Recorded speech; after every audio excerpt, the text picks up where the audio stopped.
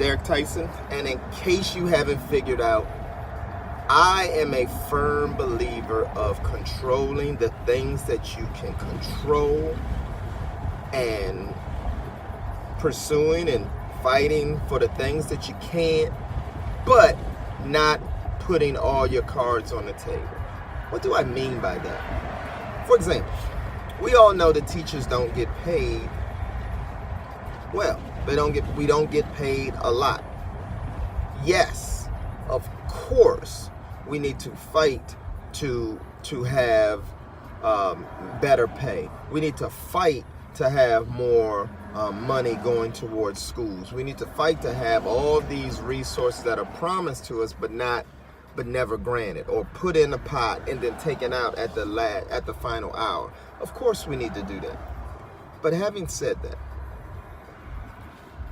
control what you can control. You have students in front of you on a daily basis. That's something that you can control. You can't control what they do at home or how they do it at home. You can be supportive in those things, but you can't control that. You absolutely can control your personal finances. One of the things you know that I believe in, if you've been paying attention at all, is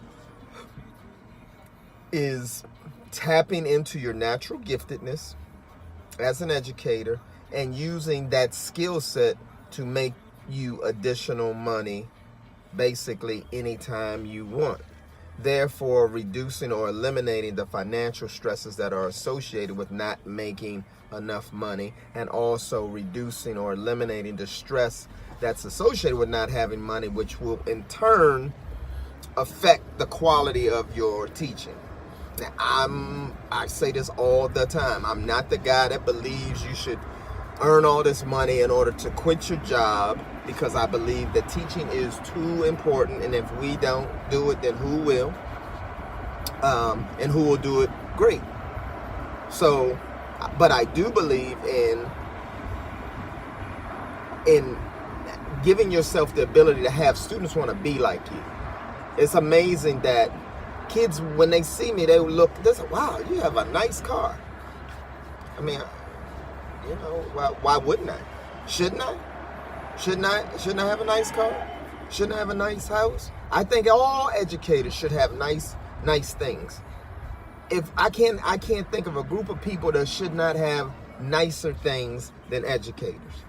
Because what we do for students and what we do for communities and families as a whole, of course we should be the ones that do that. And since we can't control how much is in our paychecks, we can use our giftedness.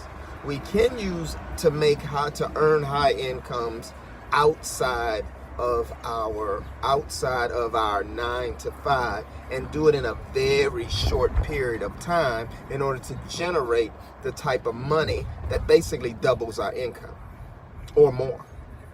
That we can absolutely do that. And if you go ahead and click the link below, I can show you one of the things that I do on a daily basis that helps me to do those exact things. So go ahead, if you're interested in finding out a little bit more about it, go ahead, check that out. But having said that, that's something that you can absolutely control.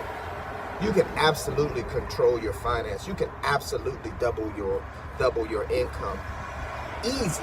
And I'm not talking about Uber, no disrespect. I'm not talking about Uber or Lyft or any of those services, because part of my background is business, and you still have overhead.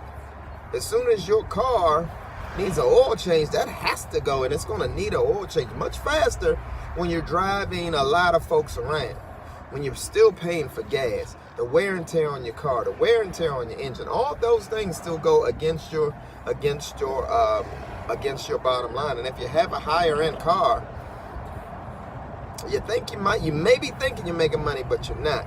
But what I'm talking about is using your giftedness, your skill set, and I'll show you what mine just happens to be: high ticket closing.